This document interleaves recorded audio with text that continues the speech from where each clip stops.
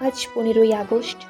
জাতীয় পতাকা যখন আকাশে ওড়ে, তখন শুধু একটি উৎসব নয়, একটি প্রশ্নেও আমাদের সামনে দাঁড়ায়।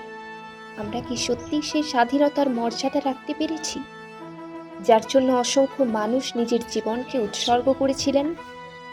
স্বাধীনতা আমাদের উপহার নয়, এটি আমাদের পূর্বপুরুষদের রক্তে কেনা একটা অমূল্য অধিকার।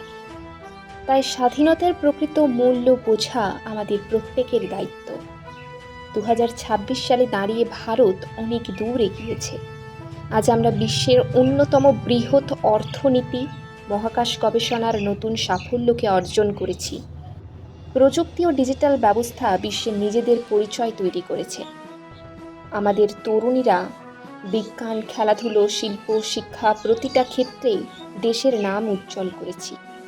কিন্তু এই সাফল্যের মাঝেও কিছু কঠিন সত্য আমাদের স্বীকার করতেই হবে। আজও এমন অনেক মানুষ আছেন যারা দুবেলা পেট ভরে খেতে পারেন না। অনেক মেধাবী ছাত্রছাত্রী অর্থের অভাবে তাদের স্বপ্ন পূরণ করতে পারে না। বেকারত্ব, দুর্নীতি, পরিবেশ দূষণ, ভুয়ো খবর এসব এখনও আমাদের সমাজের বাস্তবতা।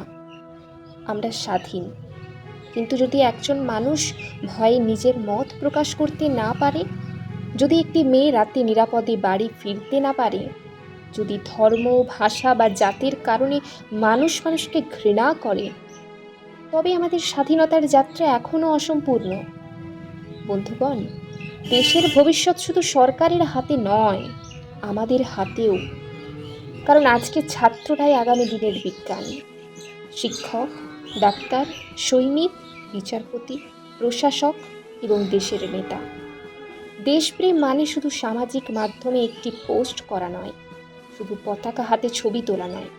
দেশপ্রেম মানে নিজের কাজ সততার সঙ্গে করা, অন্যায়ের বিরুদ্ধে দাঁড়ানো, পরিবেশ রক্ষা করা, অন্যের ধর্ম ও মতামতকে সম্মান করা এবং দেশের সম্পদকে নিজের সম্পদ মনে করে রক্ষা করা।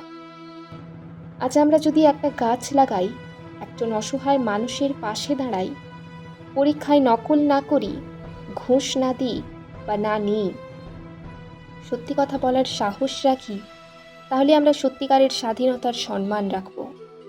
আসুন, এই স্বাধীনতা দিবসে আমরা শুধু অতীতকে স্মরণ না করে ভবিষ্যতের জন্য একটি শপথ নিই।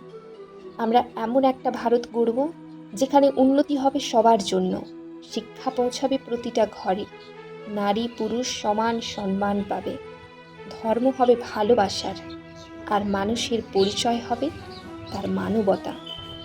শেষে একটি কথাই বলতে চাই, স্বাধীনতা শুধু ইতিহাসের একটি দিন নয়, স্বাধীনতা প্রতিদিনের একটা দায়িত্ব।